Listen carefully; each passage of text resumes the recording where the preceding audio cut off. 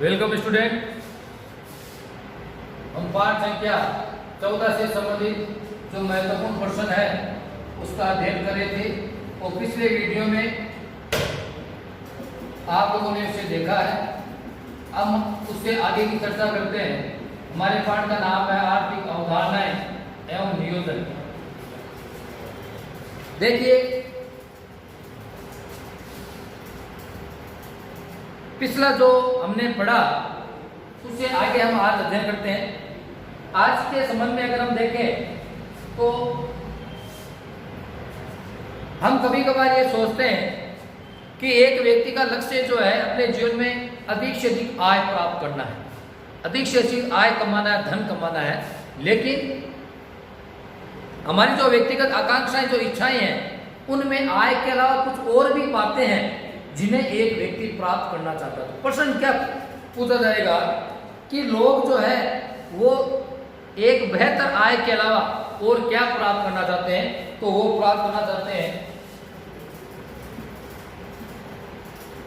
आपसी सुरक्षा,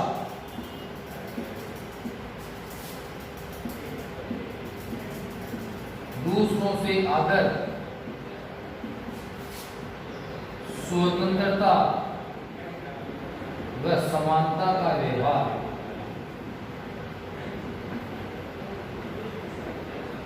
प्रश्न क्या पूछा जाएगा कि मनुष्य जो है एक बेहतर आय के अलावा और किन लक्ष्यों को प्राप्त करना चाहता है? आपसी सुरक्षा चाहता है, दूसरों से आदर प्राप्त करना चाहता है, स्वतंत्रता और समानता का व्यवहार चाहता है। एक व्यक्ति के पास खूब सारी धन दौलत है लेकिन समाज में उसका क्या नहीं है, आदर नहीं है, दूसरे लोग उसका सम्मान नहीं करते, तो इस वजह से उसकी आय जो है वो उसके लिए क्या निरर्थक है। क्या है? निरर्थक। तो एक व्यक्ति जो है केवल बेहतर आय के अलावा और भी कई लक्ष्य हैं जिन्हें वो प्राप्त करना चाहता है, जैसे आपसी सुरक्षा, दूसरों से आदर, स्वतंत्रता व समानता का व्यवहार। अगर हम आगे चर्चा करें तो है आर्थिक वृद्धि। आर्थिक वृद्धि से क्या तात्पर्य है? तो है आर्थिक वृद्धि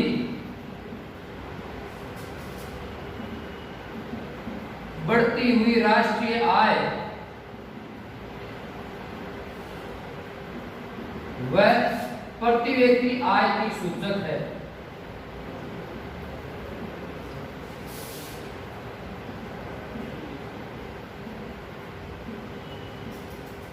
क्या कह रहा है कि आर्थिक वृद्धि बढ़ती हुई राष्ट्रीय आय और प्रति व्यक्ति आय की सूचक। यही जवाब देना। अगर हम कहते हैं किसी देश की आर्थिक वृद्धि में बढ़ोतरी हुई, इसका मतलब क्या हुआ? उस देश की राष्ट्रीय आय में भी बढ़ोतरी हो रही है और उस देश की प्रति व्यक्ति आय में भी क्या हो रही है? बढ़ोतरी। तो राष्ट्रीय आय या प्रति व्यक्ति आय में होने वाली सतत वृद्धि क्या कहलाती है?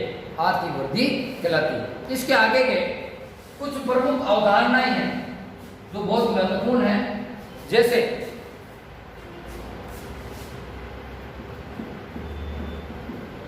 सतत विकास या इसे कह दो पोषणीय विकास या फिर धारणीय विकास।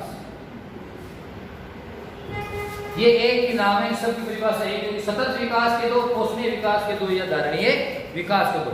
तो इसे समझा, विकास की वह अवस्था या वह विकास जिसमें प्राकृतिक संसाधनों को बिना कोई नुकसान पहुंचाए उनका इस प्रकार से प्रयोग करना कि वर्तमान जरूरतें तो पूरी हो ही हो, इसके अलावा आने वाली जो पीढ़ियां हैं उनकी जरूरतें भी पूरी हो सके। ऐसा विकास क्या कहलाता है? सतत विकास या पोषणीय विकास या धारणीय विकास। तो इसके अंदर क्या कहेगा कि जो सतत विकास वह है जिसमें भावी पीढ़ियां, भविष्य के जो पीढ़ियां हैं उनकी आवश्यकताओं को ध्यान में रखते हुए वर्तमान की जरूरतों को पूरा करना सतत विकास कहलाता है। जैसे अगर हमारे पास जो मौजूद संसाधन हैं और हम उन संसाधनों का प्रयोग करते हुए इस प्रकार से विकास करें कि उनका अधिक से अधिक दोहन हो जाए, और एक समय से आएगा जब ये संसाधन क्या हो जाएंगे? समाप्त हो जाएंगे, तो आगे आने वाली पीढ़ियों को वह संसाधन प्राप्त नहीं हो पाएंगे और उनके लिए समस्याएं खड़ी हो जाएगी। तो सतत विकास वह है जिसमें प्राकृतिक संसाधनों को बिना कोई नुकसान पहुंचाए इस प्रकार से विकास करना कि वर्तमान की आवश्यकताओं को पूरा करने के साथ साथ भविष्य की आवश्यकताओं का भी क्या रखा जाए, ध्यान रखा जाए। तो इसकी परिभाषा क्या होगी?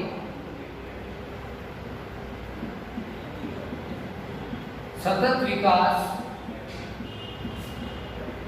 वह है जो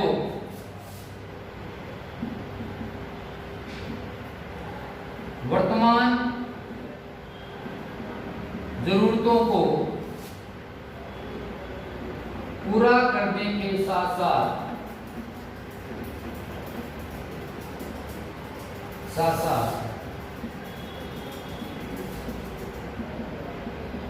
भावी पीढ़ियों की जरूरतों का भी ख्याल रखता है। वह क्या कहलाता है? सतत विकास कहलाता है। और क्या होगा इसमें?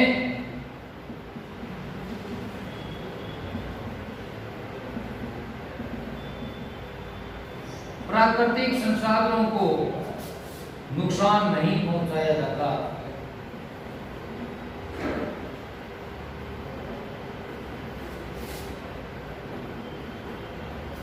नुकसान नहीं पता मतलब कि प्राकृतिक संसाधनों का दुरुपयोग नहीं किया जाता, आवश्यकता से ज्यादा दोहन नहीं किया जाता।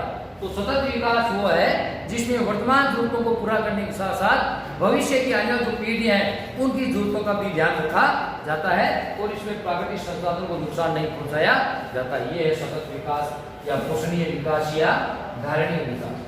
इसके बाद में आगे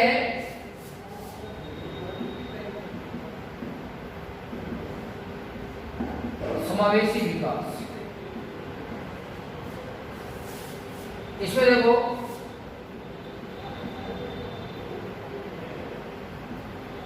वह विकास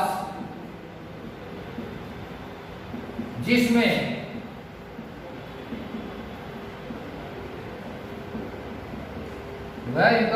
विकास के लाभ समाज के सभी वर्गों को प्राप्त हो।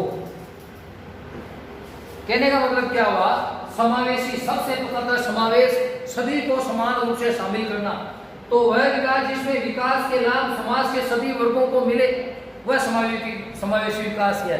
कभी कभार क्या होता है कि लिंग के आधार पर या भाषा या क्षेत्र के आधार पर शारीरिक असमर्थता के कारण लोगों को विकास का लाभ प्राप्त नहीं हो पाता और वे लोग समाज से क्या जाते हैं, पिछड़ जाते हैं, समाज की मुख्य धारा में नहीं रह पाते।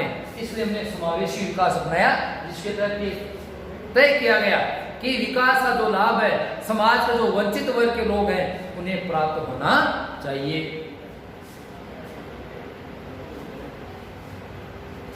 अगला इसके बाद में मानव विकास।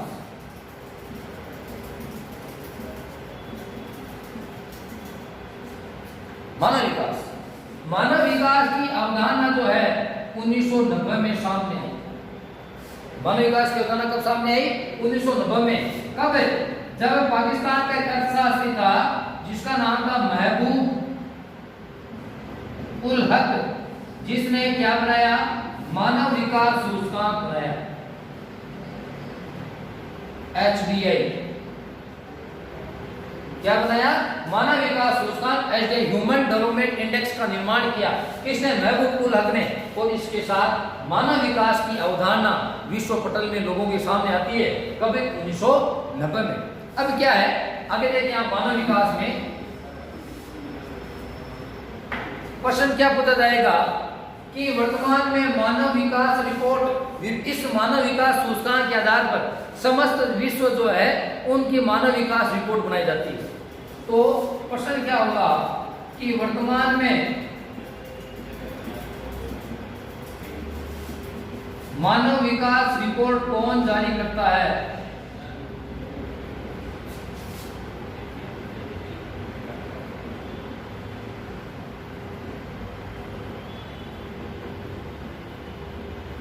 अगर एक प्रश्न पूछा जाए कि वर्तमान में मानव विकास रिपोर्ट कौन जारी करता है तो हमारा जवाब होगा संयुक्त राष्ट्र विकास कार्यक्रम, मतलब UNDP।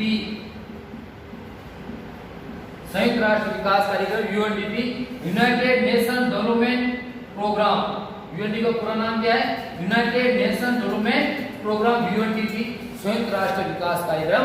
तो वर्तमान में मानव विकास रिपोर्ट कौन जारी करता है? संयुक्त राष्ट्र विकास कार्यक्रम।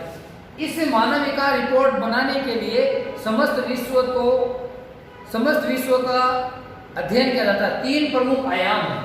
मानव विकास रिपोर्ट बनाने के 3 आयाम हैं। प्रश्न ये पूछा जाएगा कि संयुक्त राष्ट्र विकास कार्यक्रम द्वारा मानव विकास रिपोर्ट किन आयामों पर निर्धारित है? तो 3 आयाम कौन कौन से हैं? ज्ञान,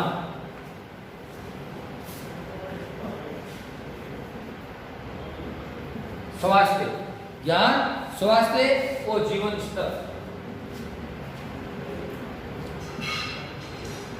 ज्ञान को यहाँ पर शिक्षा भी कह सकते हैं, स्वास्थ्य को यहाँ पर जीवन प्रत्याशा भी कह सकते हैं। तो 3 आयाम कौन कौन से? ज्ञान, स्वास्थ्य और जीवन स्तर।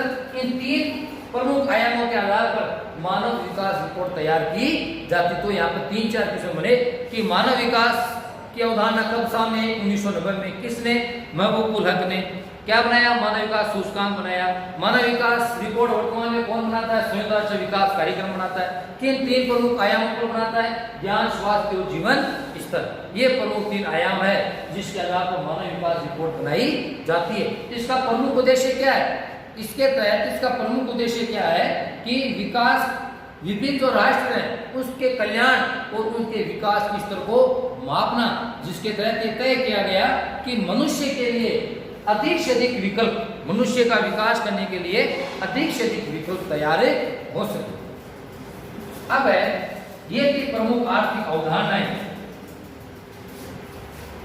अब है भारत में नियोजन।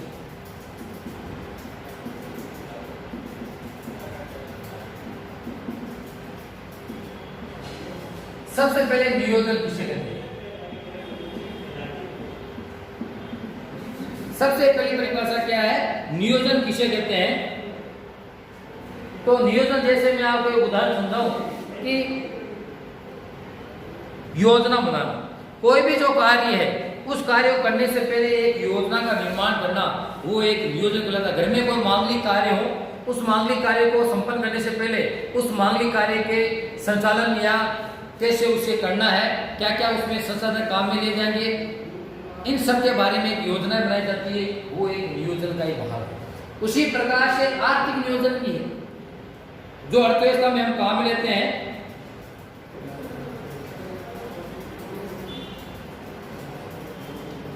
तो नियोजन क्या है कि उपलब्ध संसाधनों को प्राथमिकता क्रम में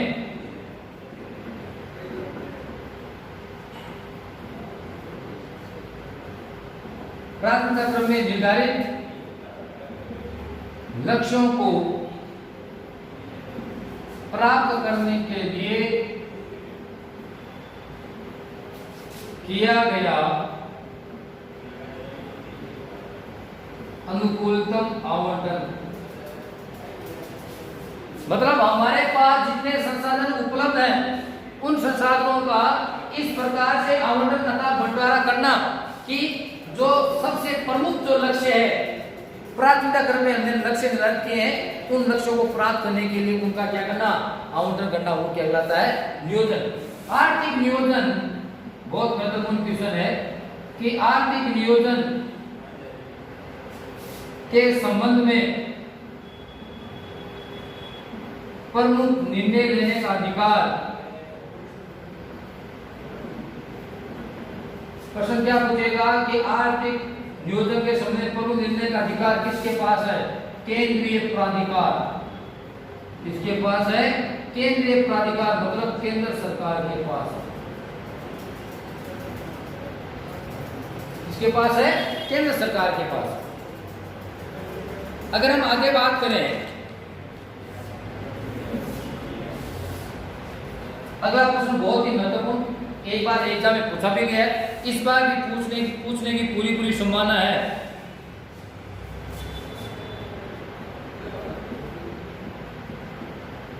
भारत में आर्थिक नियोजन का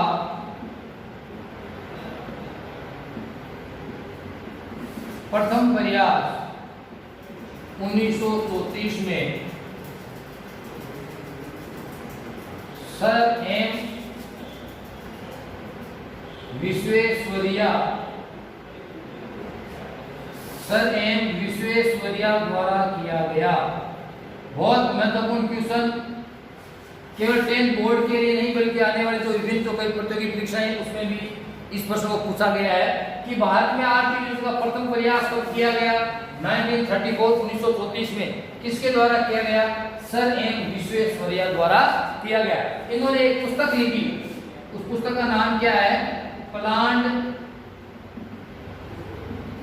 इकोनॉमी ऑफ इंडिया, भारत का आर्थिक नियोजन। पुस्तक का नाम क्या है? Plan economy of India. Question क्या पूछेगा कि प्लान इकोनॉमी ऑफ इंडिया के लेखक कौन है? सर एम विश्वेश्वरैया, या सर एम विश्वेश्वरैया द्वारा लिखित पुस्तक का नाम क्या है? Plan economy of India. आगे देखो, योजना आयोग।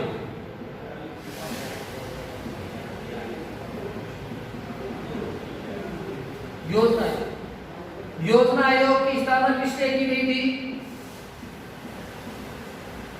पंचवर्षीय योजनाओं का निर्माण करना, देश के विकास के लिए पंचवर्षीय योजनाएं बनाना, इसकी स्थापना कब की गई? बहुत महत्वपूर्ण क्वेश्चन है। मार्च 1950 में।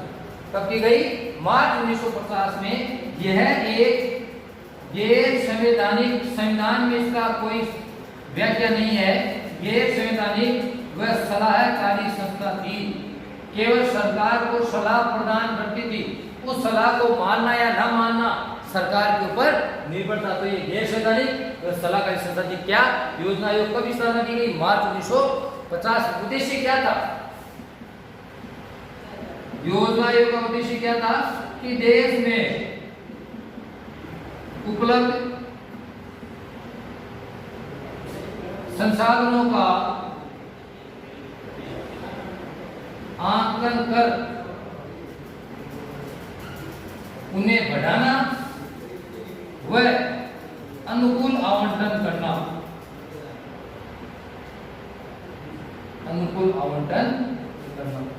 देश में जो पंचवर्षीय योजनाएं जो बनाई गई है वो कौन बनाई? किसने बनाई है? योजना आयोग ने बनाई है। इसकी स्थापना कब हुई? मार्च 1950 में। कैसी संस्था है? एक गैर संवैधानिक और सलाहकारी संस्था। प्रश्न यही पूछा जाएगा। और इसका उद्देश्य क्या है कि देश में उपलब्ध संसाधनों का आकलन कर उन्हें बढ़ाना और उनका अनुकूलतम आवंटन करना। अगर पंचवर्षीय योजनाओं की बात करें तो अब तक 12 पंचवर्षीय योजनाएं देश में लागू की जा चुकी है। तो प्रश्न क्या पूछेगा कि अब तक कितनी पंचवर्षीय योजना लागू की जा सकती है? 12 के बाद में पंचवर्षीय योजनाएं बनाना क्या हो गया है? बंद हो गया है। 12 जो है 12 पंचवर्षीय योजना है, ये सबसे अंतिम पंचवर्षीय योजना है। इस 12 पंचवर्षीय योजना का समय कितना? जैसे मैंने आपको बताया पिछले क्लास में कि भारत का वित्त वर्ष फाइनेंशियल कब से कब तक होता है? 1 अप्रैल से 31 मार्च। तो इसका क्या है? 1 अप्रैल 2012 से 31 मार्च 2017। ये इस बार पंचवर्षीय योजना का समय काल है, अवधि है, टाइम पीरियड है। अगर हम प्रथम पंचवर्षीय योजना की बात करें कि पहली पंचवर्षीय योजना की शुरुआत कब हुई, तो ये भी पूछा जा सकता है कि प्रथम पंचवर्षीय योजना का समय बताइए। तो 1 अप्रैल 1951 से 31 मार्च 1956, 5 वर्ष की होती है। तो प्रश्न क्या बने कि पहली पंचवर्षीय योजना का समय कितना है? 1 अप्रैल 1951 से 31 मार्च 1956। 12वीं और अंतिम पंचवर्षीय योजना 12वीं समय कितना है? 1 अप्रैल 2012 से 31 मार्च 2017। ये भारत की जो पहली और जो अंतिम पंचवर्षीय योजना हो। योजना आयोग के बाद क्या होगा? योजना आयोग के बाद में अगली एक संस्था है जिसका नाम है राष्ट्रीय विकास परिषद। राष्ट्रीय विकास परिषद स्थापना अगस्त 1952। स्थापना कब की गई? अगस्त 1952। कैसी संस्था है? वही योजना आयोग जैसे गैर संवैधानिक व सलाहकारी संस्था। गैर संवैधानिक व सलाहकारी संस्था। उद्देश्य क्या था? राष्ट्रीय विकास परिषद की स्थापना उद्देश्य क्या था कि भारत के सभी राज्यों व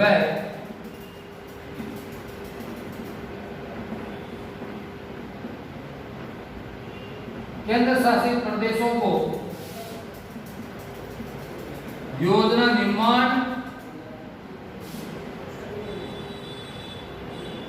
व क्रियान्वयन में शामिल करना।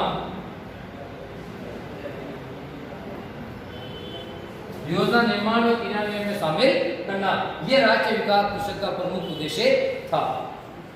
तो राष्ट्रीय विकास परिषद की स्थापना अगस्त 1952 में एक सरकार के संकल्प पत्र के द्वारा इसकी स्थापना की गई। यह गैर संवैधानिक व सलाहकार संस्था थी। भारत के सभी राज्यों व केंद्र शासित प्रदेशों को योजना निर्माण और उनके क्रियान्वयन में शामिल करना इस राष्ट्रीय विकास परिषद की स्थापना का उद्देश्य था।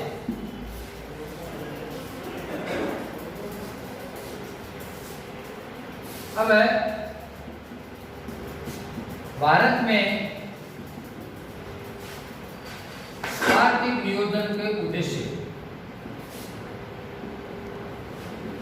एक नंबर का क्वेश्चन पूछेगा, हमें 2-4 उद्देश्य याद रखने हैं कि भारत में आर्थिक नियोजन किन उद्देश्यों के लिए किया गया। जैसे पहला है आर्थिक विकास के लक्ष्य को प्राप्त करना।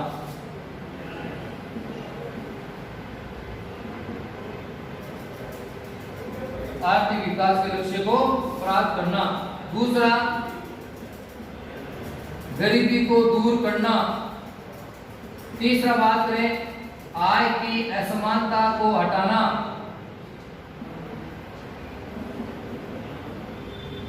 है चौथा, भारत की परंपरागत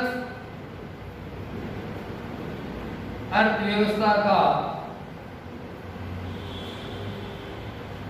आधुनिकीकरण करना। ये भारत में आर्थिक नियोजन के प्रमुख उद्देश्य है कि आर्थिक विकास के लक्ष्य को प्राप्त करना, गरीबी को दूर करना, आय के असमानता को कम करना और भारत की परंपरागत अर्थव्यवस्था का आधुनिकीकरण करना। अब अर्थव्यवस्था से संबंधित जो पंचवर्षीय योजनाएं हैं उनसे संबंधित 2-4 क्वेश्चन हैं जो बहुत महत्वपूर्ण है कि जो तीसरी पंचवर्षीय योजना थी, तीसरी पंचवर्षीय योजना के बाद 3 वार्षिक योजनाएं शुरू की गई। 3 वार्षिक योजनाएं शुरू की। तीसरी पंचवर्षीय योजना के पश्चात पंचवर्षीय योजना का निर्माण नहीं किया गया, बल्कि किस योजना का निर्माण किया गया? वार्षिक योजनाओं को। तो ये वार्षिक योजनाओं का समय कितना? 1966 से 1969। एक वर्ष की 3 योजनाएं बनाई गई जिन्हें क्या कहा गया? योजना अवकाश कहा गया। क्या कहा गया? योजना अवकाश। प्रश्न ये पूछेगा कि पंचवर्षीय योजना, भारतीय पंचवर्षीय योजनाओं के दौरान योजना अवकाश की अवधि को बताइए। यह योजना अवकाश की अवधि कब से कब तक रही थी? तो 1966 से 1969। भारत पाकिस्तान का युद्ध हुआ है। उस समय की स्थितियों में मूल्यवर्धी महंगाई तेजी से बढ़ी। लगातार अकाल और सूखे के कारण अर्थव्यवस्था का जो है आर्थिक विकास का लक्ष्य उसमें कमी है। इस वजह से उस दौरान तीसरी पंचवर्षीय योजना के बाद में पंचवर्षीय योजना का निर्माण नहीं करके 3 वार्षिक योजनाएं बनाई गई और उस टाइम पीरियड को क्या कहा गया? योजना अवकाश, जो कब से कब तक है? 1966 से 1969 तक। एक और है जिसका नाम है अनुव्रत योजना। इसका क्या नाम है? अनुव्रत योजना। ये थी 1978 से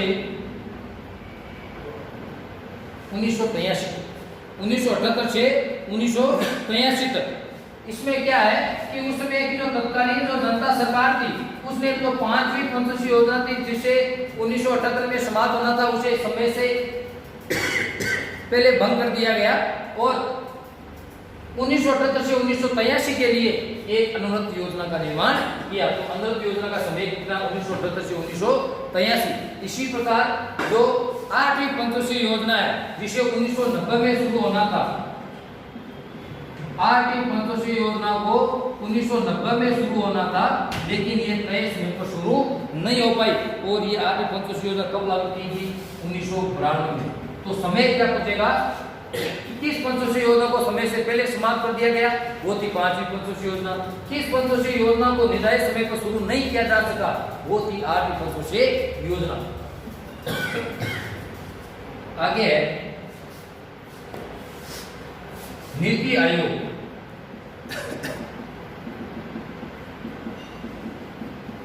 नीति आयोग, नीति आयोग इसकी स्थापना कब की गई, 1 जनवरी 2015 को। किसके स्थान पर की गई, योजना आयोग के स्थान पर। दो प्रश्न बन गए कि नीति आयोग की स्थापना कब की गई, 1 जनवरी 2015 को। किसके स्थान पर की गई, योजना आयोग के स्थान। इसका मतलब क्या हुआ कि वर्तमान में योजना आयोग अस्तित्व में नहीं है। योजना आयोग को विस्थापित करके किसकी स्थापना की गई, नीति आयोग कब, 1 जनवरी 2015 को। इसका पूरा नाम क्या है नीति आयोग का, यह प्रश्न पूछा जा सकता है। राष्ट्रीय भारत परिवर्तन संस्थान।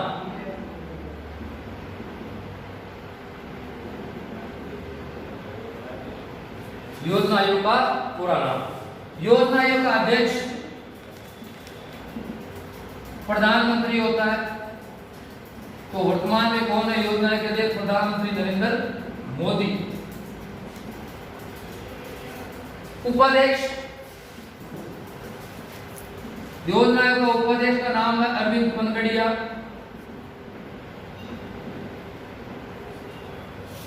अब प्रथम उपाध्यक्ष अरविंद पनगड़िया थे लेकिन अब 2017 में बदल गए। तो भी अगर ये पूछे कि नीति आयोग के प्रथम उपाध्यक्ष कौन थे तो अरविंद पनगड़िया, और अगर वर्तमान उपाध्यक्ष की बात करें तो वर्तमान उपाध्यक्ष राजीव कुमार। कौन है, राजीव कुमार। नीति आयोग के मुख्य कार्यकारी अधिकारी सीईओ, उसका नाम क्या है, अमिताभ कांत। अमिताभ कांत। तो नीति आयोग का अध्यक्ष प्रधानमंत्री नरेंद्र मोदी, उपाध्यक्ष अरविंद पनगड़िया प्रथम, वर्तमान उपाध्यक्ष का नाम राजीव कुमार और मुख्य कार्यकारी अधिकारी कौन है, अमिताभ कांत। इस नीति आयोग के तहत के अधीन 2 केंद्र हैं। 2 केंद्र कौन कौन से हैं, एक तो team India hub, team India hub, और दूसरा है ज्ञान व नवाचार। तो ये नीति आयोग से संबंधित महत्वपूर्ण प्रश्न थे। इसी के साथ आपका जो 14वां पाठ है उसके अति महत्वपूर्ण प्रश्नों से संबंधित जो हम पढ़ रहे थे वो समाप्त हो गया है। आप लोग जो है जो भी हमारे इस चैनल के द्वारा डिप्लोमा स्टडी पॉइंट द्वारा आपको वीडियो उपलब्ध कराए जा रहे हैं उन्हें दिन में एक बार अवश्य देखें। एक बार देखें और ध्यान से सुने, मेरी बातों को ध्यान से सुने और उन्हें याद रखने की कोशिश करें, ताकि देखो सुनी देखी और समझी गई बातें जो लंबे समय तक हमें याद रहती है। इसलिए आप जब तक आपके एग्जाम न हो तो आप स्टडी घर पे बैठ के करें, किताब के द्वारा करें, पुस्तक के द्वारा करें, और ये जो मटेरियल उपलब्ध कराया जा रहा है इसके द्वारा भी अध्ययन करें। आज के लिए इतना ही। अगले के महत्वपूर्ण प्रश्नों के लिए आप हमारे इंटरनेट स्टडी पॉइंट चैनल से जुड़े रहिए। धन्यवाद। जय हिंद, जय भारत।